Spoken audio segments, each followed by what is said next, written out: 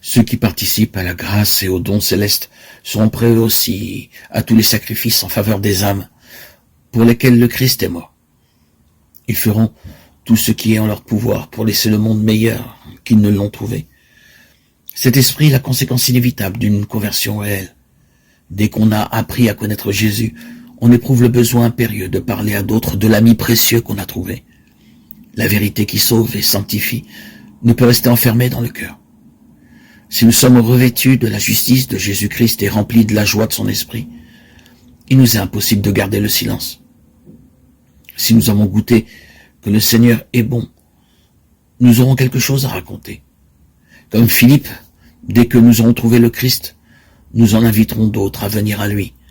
Nous nous efforcerons de leur présenter les attraits du Sauveur et les réalités invisibles du monde à venir.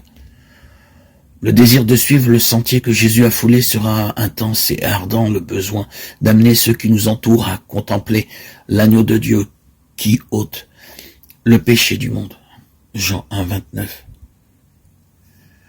Tout effort en faveur de nos semblables retombera sur nous en rosée de bénédiction. C'est la raison pour laquelle Dieu nous a confié un rôle dans le plan du salut.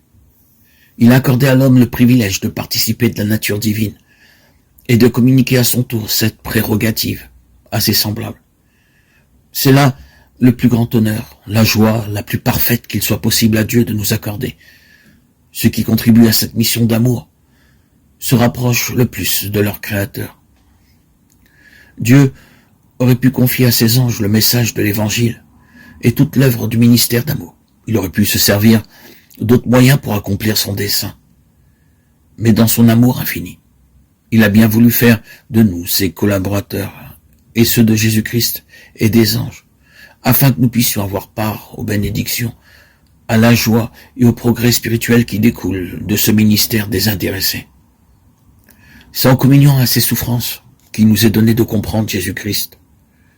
Tout acte de renoncement en vue de faire du bien à autrui fortifie en nous l'esprit de bienfaisance et nous rapproche davantage du Rédempteur du monde qui pour nous s'est fait pauvre. De riche qu'il était, afin que, par sa pauvreté, nous fussions enrichis. 2 Corinthiens 8, 9. Et c'est seulement dans la mesure où nous répondons au but que Dieu s'est proposé en nous créant que la vie devient pour nous un bienfait. Si vous voulez vous mettre à l'œuvre comme Jésus l'attend de ses disciples, si vous voulez attirer des âmes à lui, vous éprouverez le besoin d'une expérience plus profonde et d'une plus grande connaissance des choses de Dieu. Vous aurez faim et soif de la justice. Vous crierez à Dieu. Votre foi sera fortifiée, votre âme pourra boire à l'entrée, à la source du salut. L'opposition et les épreuves que vous aurez à surmonter vous pousseront à la lecture de la Bible et à la prière. Vous croîtrez dans la grâce et la connaissance de Jésus-Christ et vous acquérerez une riche expérience.